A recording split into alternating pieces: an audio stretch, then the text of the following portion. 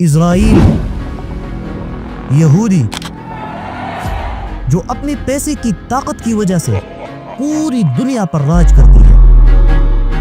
اور یہ ہسٹری بنی اسرائیل کی ہسٹری بہت ہی زیادہ انٹرسٹنگ ہونے والی ہے۔ آج سے تقریباً 4000 سال پہلے حضرت ابراہیم علیہ السلام اپنی سٹی اور سے نکل کر پہلی دفعہ فلسطین میں آباد ہو گئے،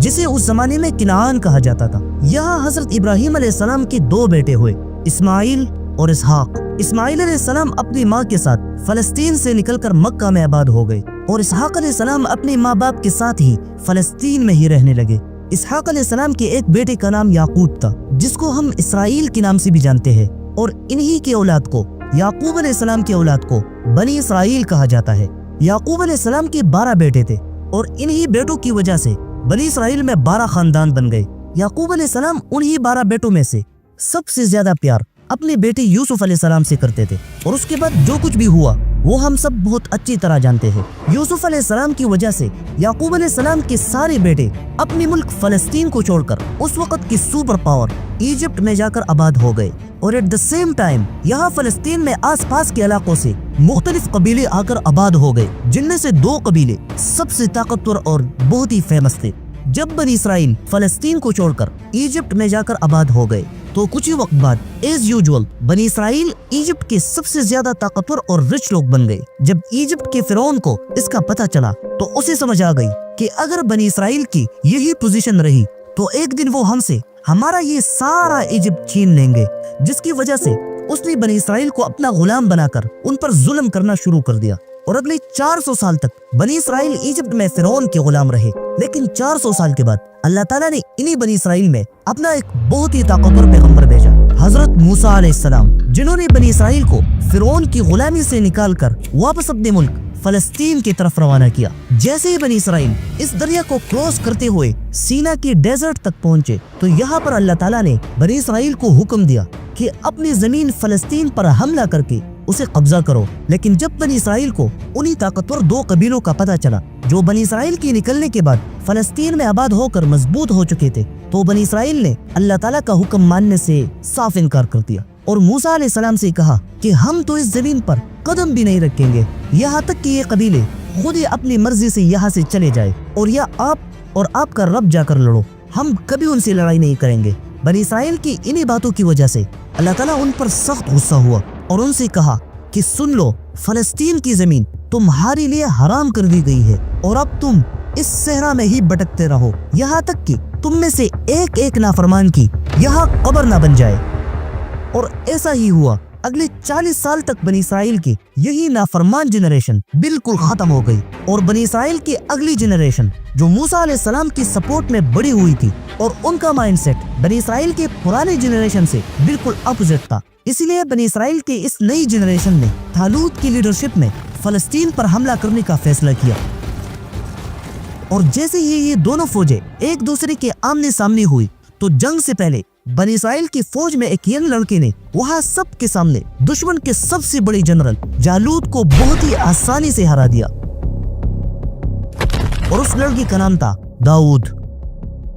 اپنے جنرل جالوت کو مرتا ہوا دیکھ کر فلسطینز کے حوصلے بالکل کمزور ہو گئے، اور بنی اسرائیل نے ان پر حملہ کر کے انہیں آسانی سے کرش کر دیا۔ فلسطینز کو ہرانے کے بعد اب پوری فلسطین طالوت کی کنٹرول میں آ چکی تھی، اور یہی سے بنی اسرائیل کے امپائر کنگڈم آف اسرائیل شروع ہوئی، اور طالوت اس امپائر کا پہلا بادشاہ بن گئے۔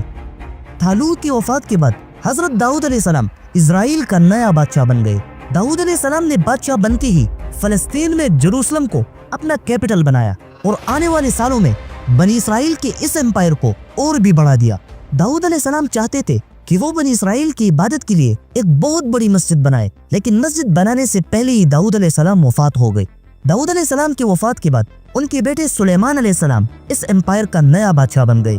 سلیمان علیہ السلام نے اللہ تعالیٰ سے دعا کی کہ اللہ انہیں ایسی بادشاہت دے جو کسی اور کو دنیا میں نہ ملے۔ اللہ تعالیٰ نے سلیمان علیہ السلام کی دعا قبول کی، اور انہیں ایسی پاورز دی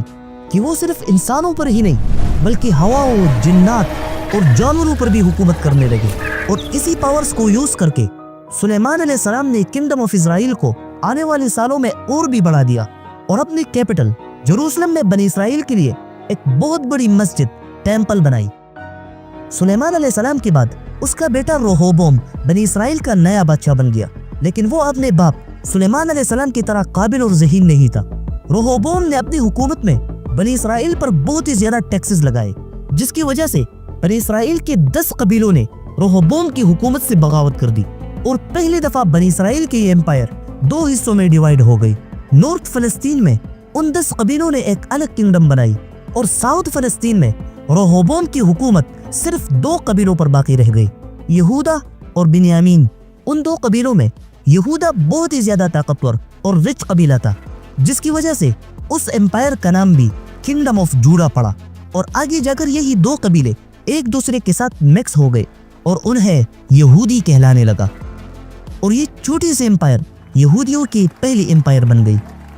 नाउ अब फलस्तीन 2 एम्पायर्स में डिवाइड हो गई, किंगडम ऑफ इजराइल और किंगडम ऑफ जूडा। यहूदियों के एम्पायर बनी इसराइल के एम्पायर से बहुत ही ज्यादा ताकतवर और स्ट्रॉन्ग थी, क्योंकि उसमें दाऊद अलैहिस्सलाम के खानदान से बादशाहत की एक लाइन चली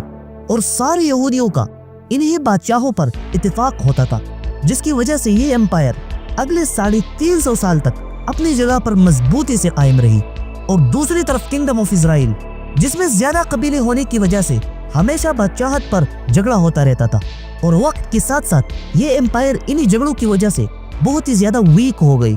और सिर्फ 200 साल हुकूमत करने के बाद इसके पास ही इराक के एक एम्पायर एसेरियंस ने उन पर हमला कर दिया और बनी इसराइल के इन्हीं 10 कबीलों को हमेशा के लिए फलस्तीन से निकाल दिया। आज कुछ स्कॉलर्स के मुताबिक ये 10 कबीले फलस्तीन से निकलकर ईरान और अफगानिस्तान में आबाद हो गए और आजकल के पश्तून्स उन्हीं कबीलों से माने जाते हैं। Pathan or Pashtun from Pakistan and from Afghanistan. लेकिन हिस्ट्री में ये 10 कबीले लॉस्ट ट्राइब्स ऑफ इजराइल के नाम से जाने जाते हैं और यहाँ से हिस्ट्री में बनी इसराइल का खेल खत्म हो गया। सिर्फ 100 साल के बाद दुनिया में एक नई एम्पायर बन चुकी थी, बेबीलोनियन एम्पायर। इसकी बादशाह बख्तिनसर ने अपनी हुकूमत को बढ़ाने के लिए यहूदियों पर हमला करके उन्हें बर्बाद कर दिया और जेरूसलम से सारे यहूदियों को कैद करके अपनी कैपिटल बेबीलोन की तरफ लाया और उसी टेंपल को भी तबाह बर्बाद कर दिया जो हजरत सुलेमान अलैहिस्सलाम ने बनाया था। बख्तिनसर के यहूदियों पर इस जुल्म को पास के मुल्क में एक शख्स बहुत गौर से देख रहा था और इसके सिर्फ 36 साल बाद उस आदमी ने दुनिया में एक नई बड़ी सुपर पावर बनाई, पर्शियन एम्पायर। और उस आदमी का नाम था साइरस द ग्रेट, जिन्हें हम जुल्करनैन के नाम से जानते हैं। साइरस द ग्रेट ने बेबीलोनियन एम्पायर पर हमला करके उन्हें बुरी तरह हरा दिया और यहूदियों को उनकी कैद से आज़ाद करके वापस फलस्तीन की तरफ भेजा और उन्हें पैसे भी दिए कि जाओ और अपने उस टेंपल को दोबारा बनाओ। इस तरह यहूदी एक बार फिर फलस्तीन में आबाद हो गए और वहाँ उन्होंने सेकंड टेंपल बनाना शुरू किया।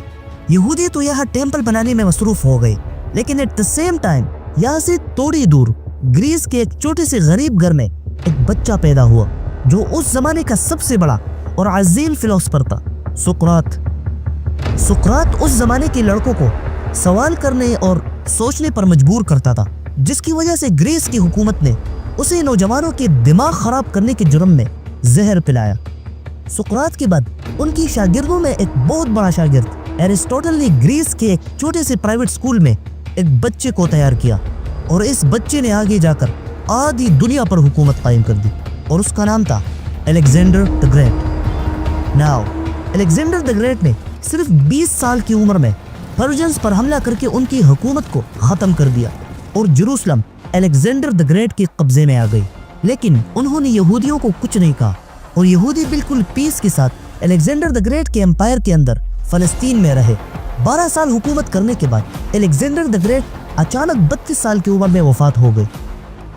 उनका कोई लीगल वारिस नहीं था क्योंकि उसका बच्चा उसकी वफात के बाद ही पैदा हुआ। इसलिए अलेक्जेंडर के जनरल्स बादशाह बनने के लिए आपस में लड़ने लगे और अलेक्जेंडर द ग्रेट की इतनी बड़ी एम्पायर सिर्फ कुछ ही वक्त बाद टुकड़े टुकड़े हो गए। अलेक्जेंडर द ग्रेट के बाद अगले 350 साल तक फलस्तीन और यहूदियों पर छोटे छोटे एम्पायर्स ने हुकूमत की, लेकिन 350 साल के बाद दुनिया में एक बहुत बड़ी सुपर पावर बन चुकी थी, द ग्रेट रोमन एम्पायर। جب رومن امپائر اپنی طاقت کی بالکل پیک تک پہنچی This is where we hold them. تو یہ ایگزیکٹلی وہی ٹائم تھا کہ فلسطین کے ایک چھوٹے سے شہر میں ایک بچہ پیدا ہوا، حضرت عیسیٰ علیہ السلام۔ حضرت عیسیٰ علیہ السلام کے صرف 11 فالورز تھے، اور ان کے جانے کے بعد انہی 11 فالورز نے کرسچینٹی کو پوری دنیا میں پھیلایا، جس کی وجہ سے رومن امپائر کے بادشاہ نے بھی کرسچینٹی قبول کی، اور کچھ ہی وقت بعد سارے رومن امپائر والے کرسچن بن گئے، اور اب دنیا میں یہودیوں کی مار شروع ہو گئی، کیونکہ فلسطین میں رہتے ہوئے اللہ تعالیٰ نے انہی یہودیوں کو ہزاروں پیغمبر بھیجے، لیکن انہوں نے کسی بھی پیغمبر کی کوئی بھی بات نہیں مانی اور ہمیشہ اپنی منمانیاں کرتے تھے۔ اور پھر جب آخر میں اللہ تعالیٰ نے ان کی طرف حضرت عیسیٰ علیہ السلام بھیجا تو یہودیوں نے ان کی بات ماننے کے بجائے انہیں قتل کرنے کی سازش بنا لی، جس کے بعد اب اللہ تعالیٰ نے یہودیوں پر عذاب کی شکل میں کرسچنز کو بھیجا، کیونکہ کرسچنز سمجھتے تھے کہ ان کے پیغمبر حضرت عیسیٰ علیہ السلام کو انہی یہودیوں نے مارا ہے۔ اس لیے رومن امپائر کے ایک کرسچن بادشاہ ٹائٹس نے یہودیوں پر ایسا ظلم کیا کہ فلسطین کے سارے نالیوں میں کچھ ہی دنوں تک پانی کی بجائے خون بہہ رہی تھی، اور ٹائٹس نے یہودیوں کے سیکنڈ ٹیمپل کو بھی آگ لگا کر بالکل تباہ کر دیا۔ اور صرف یہی نہیں بلکہ سارے یہودیوں کو جروسلم سے ہمیشہ ہمیشہ کے لیے نکال دیا، اور ان پر یہ پابندی لگائی کہ کوئی بھی یہودی کسی بھی صورت فلسطین میں انٹر نہیں ہو سکتا، اور فلسطین اگلے 500 سال تک رومن امپائر کے کنٹرول میں رہی۔ لیکن 500 سال کے بعد عرب کی زمین میں ایک یتیم بچہ پیدا ہوا۔ یہ بچہ ابھی صرف 6 سال کا ہی تھا کہ اس کی ماں بھی وفات ہو گئی۔ ماں کے وفات کے بعد وہ اپنے دادا کے پاس رہنے لگے، لیکن وہ بھی 2 سال کے بعد وفات ہو گئی۔ اب امیجن کرو ایک بچے کے ایسے حالات کو، اور یہ وہی بچہ تھا جس نے آنے والے سالوں میں پوری دنیا کا نقشہ بدل دیا۔